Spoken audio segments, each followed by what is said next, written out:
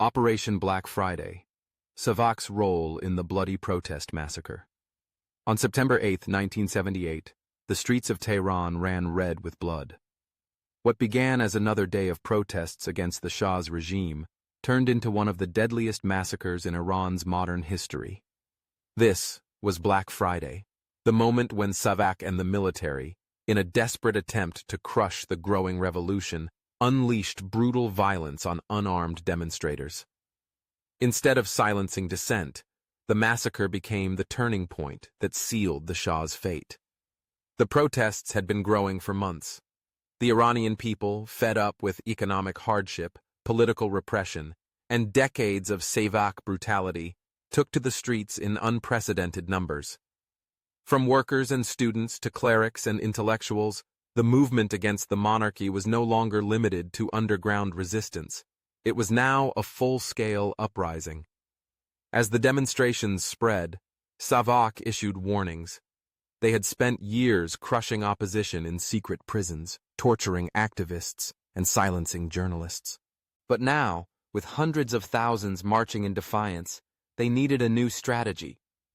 The Shah declared martial law, and SAVAK, along with the military, was given orders to restore order, at any cost.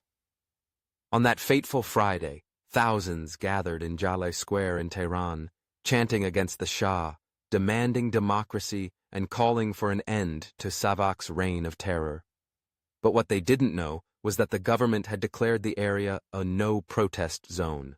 The demonstrators, many unaware of the martial law order, stood their ground.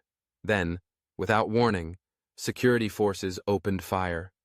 Soldiers and SAVAK operatives, stationed on rooftops and in nearby buildings, sprayed the crowd with bullets. The air filled with screams as people fell to the ground, blood staining the pavement.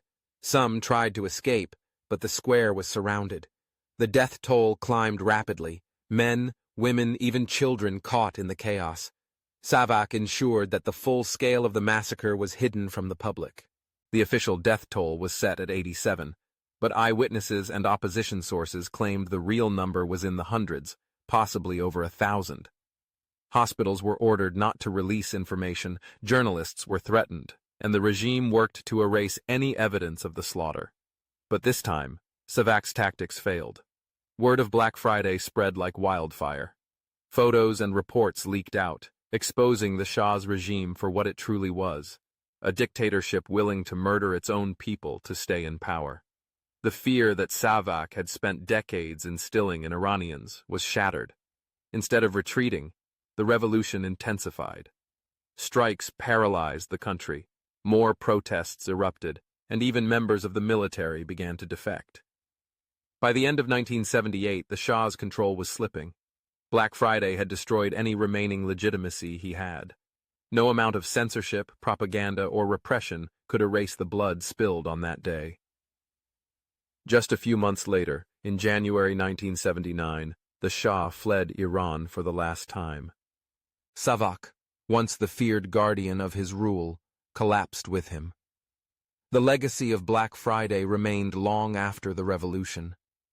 The massacre became a symbol of the price Iranians had paid for their freedom, a moment that proved that even the most brutal regimes could not survive forever. And for those who had orchestrated the bloodshed, SAVAK's leaders and enforcers, the revolution brought a reckoning they never expected.